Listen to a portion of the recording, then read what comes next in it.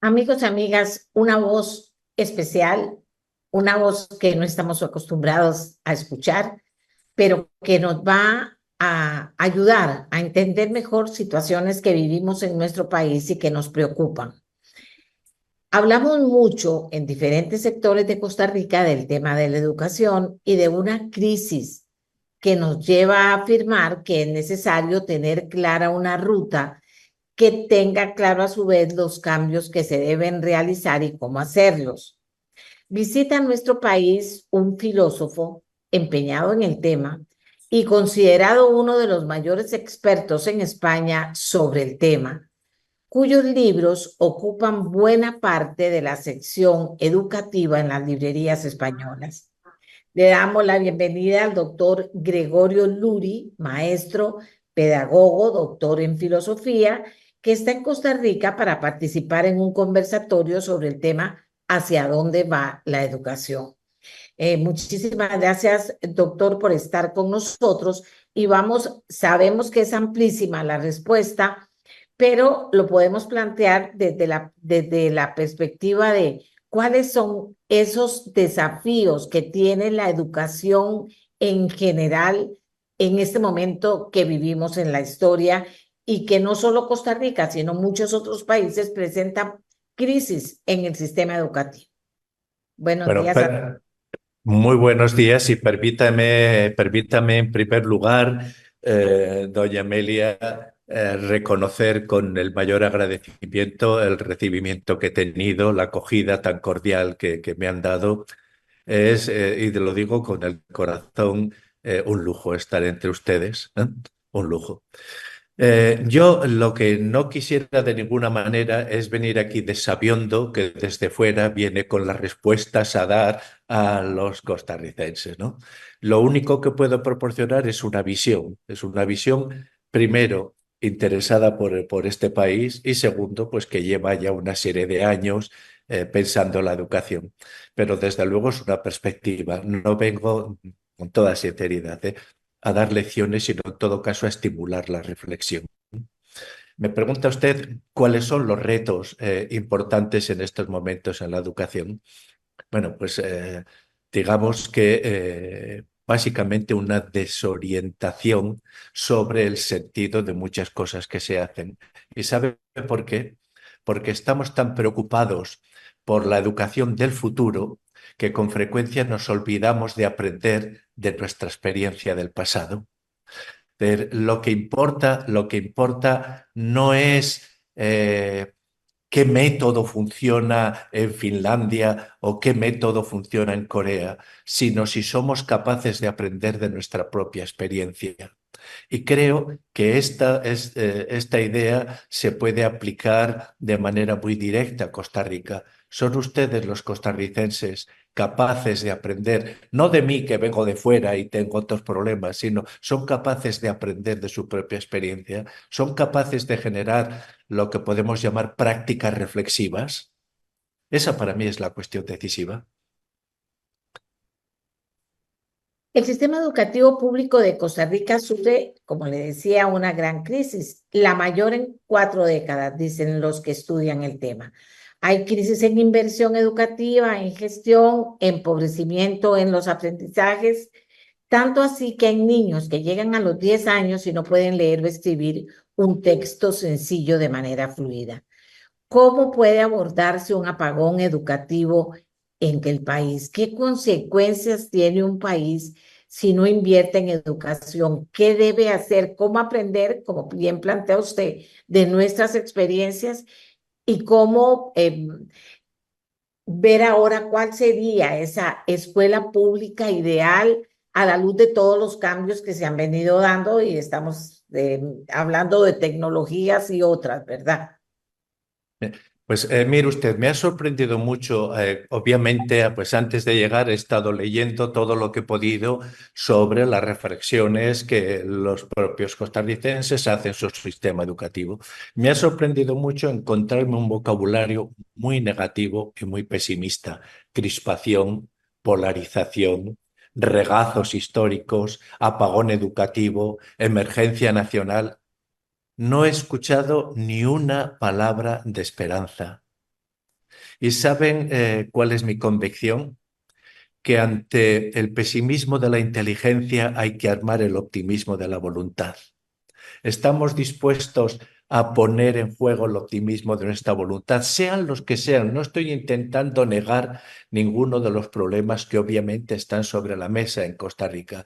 Lo que estoy diciendo es que si creamos un bucle autoculpatorio permanente, entonces corremos el riesgo de entrar en barrena en un círculo vicioso en el que cada sector del mundo educativo eche las culpas de lo que va mal a los demás. ¿Eh? La culpa será del gobierno para unos, para otros será de los docentes, para otros será de las familias, y lo que necesita, a mi modo de ver, ahora más que nada el país es esperanza, confianza en sí mismo. Estoy absolutamente convencido que en Costa Rica hay centros educativos que funcionan muy bien. Vamos a ver por qué hacen las cosas bien. Vamos a aprender de ellos. Insisto, no se trata de ocultar nada, sino simplemente que corremos el riesgo de acabar hundidos en nuestra propia desesperanza. Miren, hay una norma básica en educación. En general yo diría que en política, pero en educación sobre todo. Las imágenes que proyectamos sobre nosotros mismos son siempre verdaderas en sus consecuencias. Por lo tanto, si proyectamos imágenes solo negativas, acabaremos profundizando la crisis educativa. Hay que buscar, se necesitan en el país voces que lancen un paso y digan, hay esperanza y sabemos cuáles son las respuestas. ¿Cuáles son esas respuestas? Pues mire, analicemos con frialdad los datos. Preguntémonos, por ejemplo, pues qué sé yo, por qué la República Dominicana está mejorando su sistema.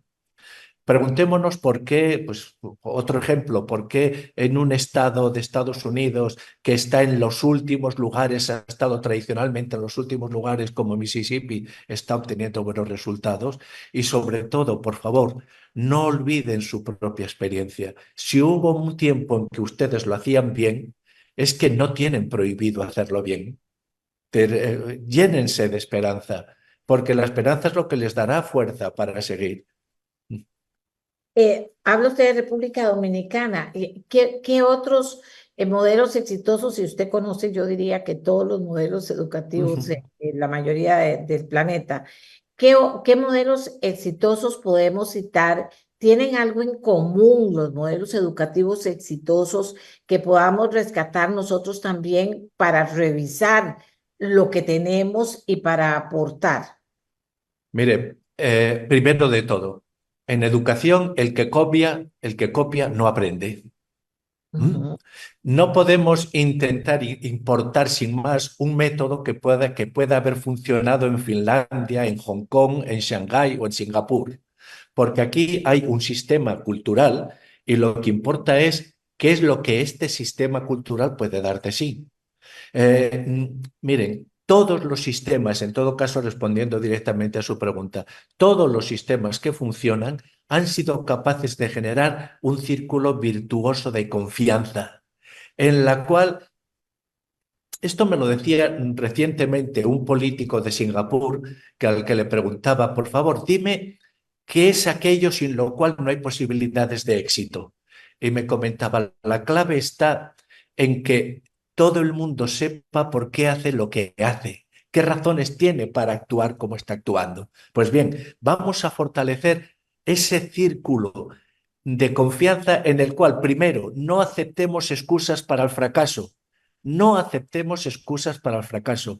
No pensemos tampoco que la solución de todos los problemas educativos está en incrementar la inversión. El problema no es la inversión, el problema es la buena inversión. ¿Mm?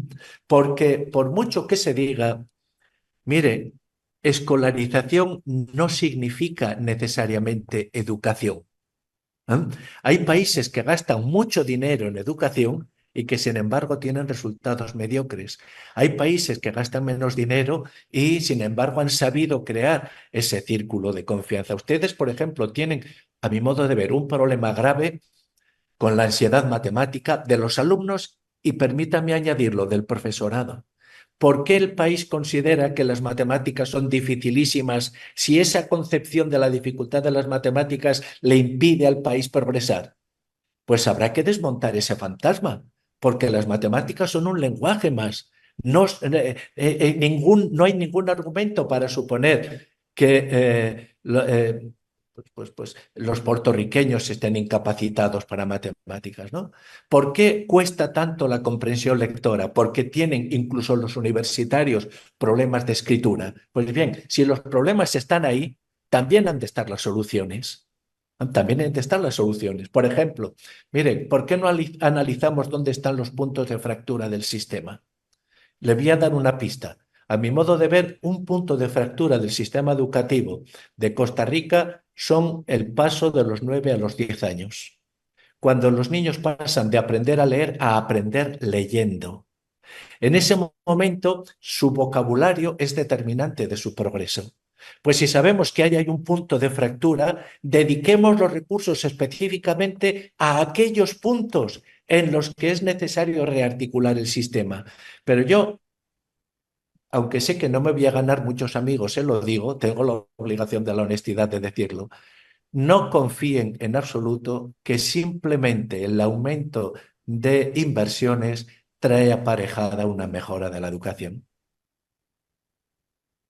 Vivimos una sociedad en la que la tecnología nos rebasa un día y otro también. Eso es positivo, negativo, cómo vivir con ella, y esto comprende niños, grandes, mayores y más mayores. Mire, la tecnología está aquí para quedarse. Por lo tanto, lo más estúpido que podríamos hacer es ignorarla. Es ignorarla. Por lo tanto, tenemos que saber vivir en un mundo tecnológico. Y obviamente, a medida que las tecnologías se hacen más poderosas, más posibilidades hay para utilizarlas para el bien y para el mal. Dicho esto, una cuestión previa. Miren, las tecnologías son necesarias, pero la relación educativa fundamental es la relación cara a cara entre un maestro y un alumno. Qué Y bueno. no tiene sustitutos. Ha de tener complementos, pero si la pantalla sustituye esa relación directa, eso que el maestro sabe leer en la cara del alumno, su perplejidad, su desorientación, su aburrimiento, su desesperación, eso no tiene sustitutos tecnológicos. Y dicho esto, fundamentando la acción pedagógica en la relación cara a cara, busquemos las tecnologías, pero miren, las tecnologías no son más que prótesis antropológicas que amplifican lo que ya somos. Por lo tanto, lo importante no es educar en las tecnologías, sino educar en lo que somos, porque las tecnologías amplificarán nuestros intereses. Si te interesa cómo hacer una bomba, hoy tienes en Internet instrucciones para hacerla. Pero si te interesa cómo ayudar a las personas que están necesitadas de ayuda en cualquier parte del mundo, también puedes hacerlo. Si te interesa la pornografía, puedes encontrar en Internet recursos como nunca ha habido. Pero si te interesa la solidaridad, también. Por lo tanto, lo importante no es lo que nos ofrezcan las tecnologías, sino el tipo de personas que somos, porque eso es lo que condicionará nuestro uso de las tecnologías. Que, como dice usted, no es cuestión de recetas, pero sí de conversaciones creativas en los padres de familia y en los hogares de cada uno de nosotros, de ver cómo logramos reeducar en todos esos aspectos que usted nos comparte, y con todo ese tema esperanzador, ¿verdad? Que es muy importante. Claro. Entonces, ¿qué recomendaciones? Porque aquí los padres me Sí. están preguntando, ¿les podemos dar para qué? Para ser hijos críticos, independientes a nivel educativo, cómo sobrellevar fracasos escolares en la casa, que son cada vez más importantes y hay que trabajar sobre eso. ¿Qué les podemos decir? Ellos nos están y ellas nos están preguntando.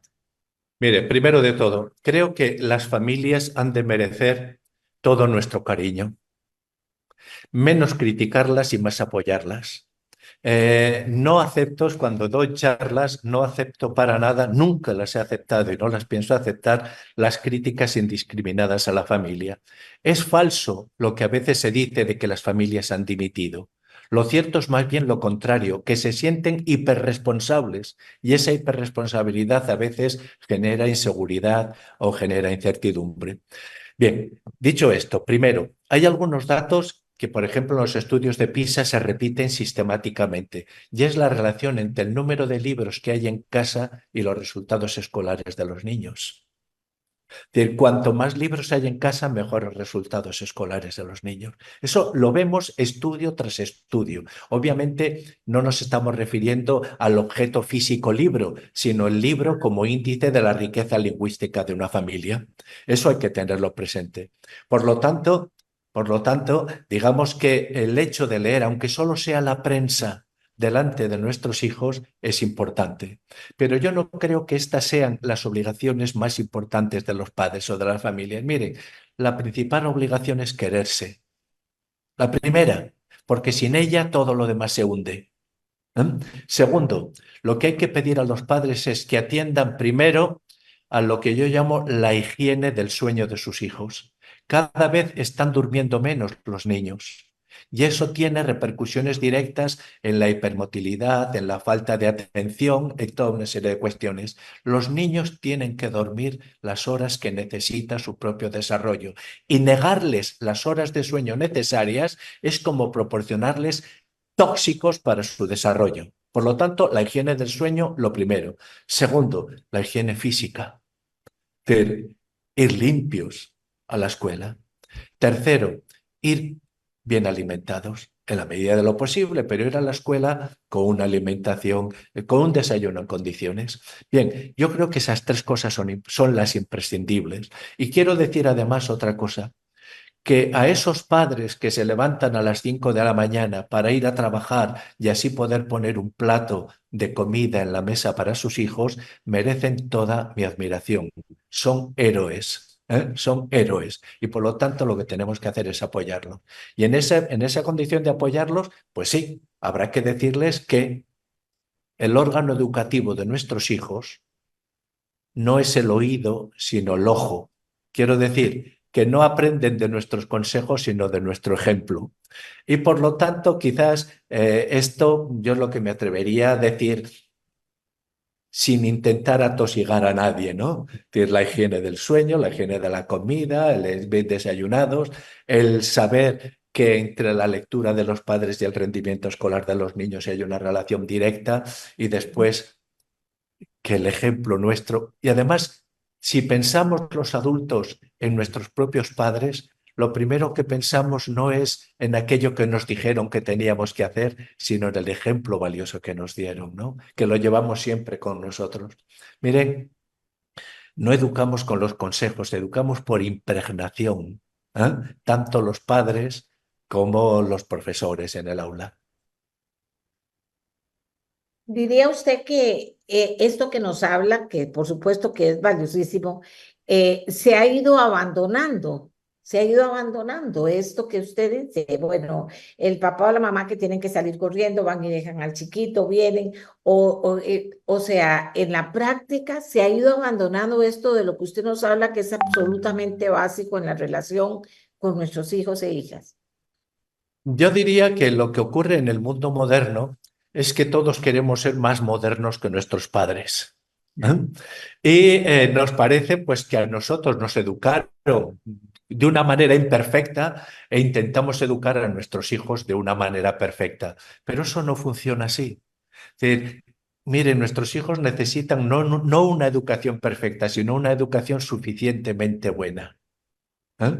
Educación suficientemente buena, de acuerdo con las condiciones que están en nuestro alcance. Olvidémonos de la perfección, porque yo creo, mire, si pudiéramos ser perfectos, tendría sentido que aspirásemos a la perfección, pero no podemos serlo.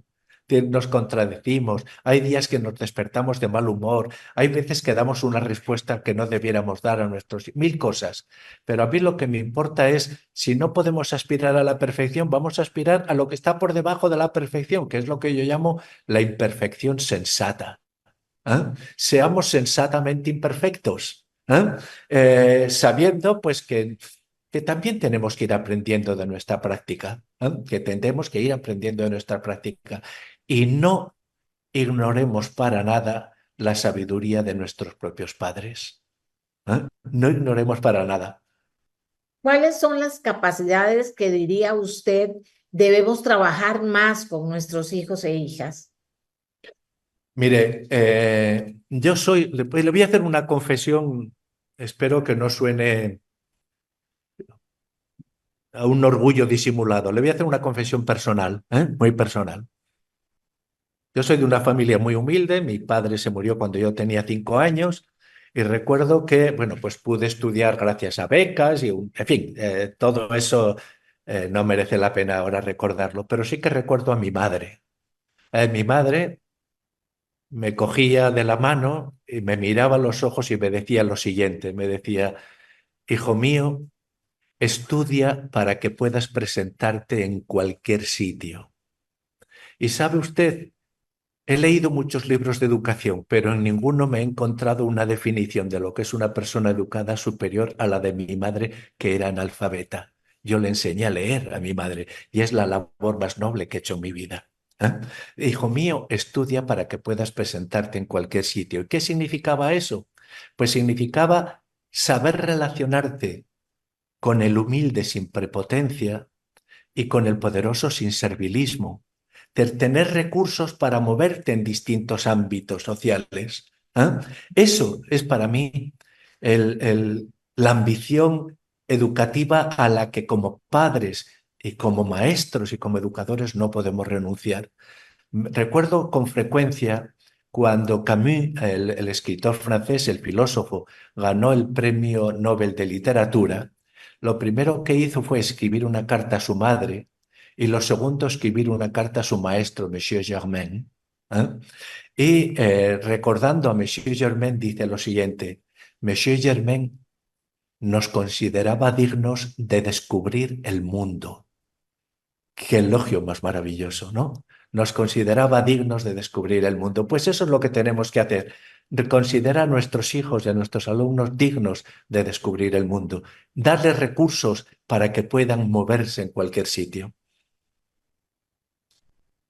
Qué maravilla, seguiríamos hablando tanto rato. Doctor, gracias primero por estar en Costa Rica y gracias a la tecnología que nos permite que llegue a miles de personas y que puedan escuchar su mensaje.